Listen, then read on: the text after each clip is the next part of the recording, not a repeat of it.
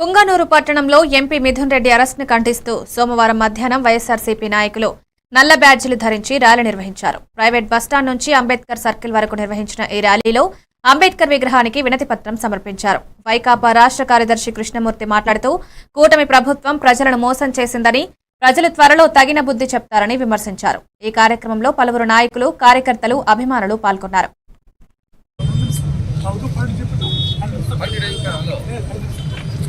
నమస్కారము.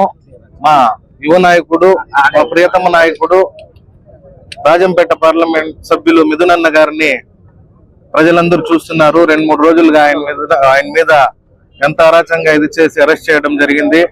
ఇది ముమ్మాటికి అక్రమ అరెస్టు.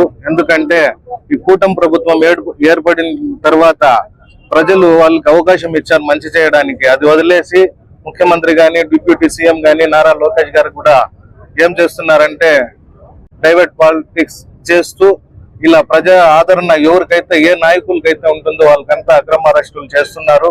ఇకనైనా మానుకొని మీరు మంచి పరిపాలన సాగించాలని తెలియజేస్తున్నాను. ఎందుకంటే జగన్మోహన్ రెడ్డి గారు ఈ రోజు ఎక్కడికన్నా వస్తే ఆ జన ఆదరణ చూసి ఓర్చుకోలేక ఇలాంటి కార్యక్రమాలు చేస్తున్నారు.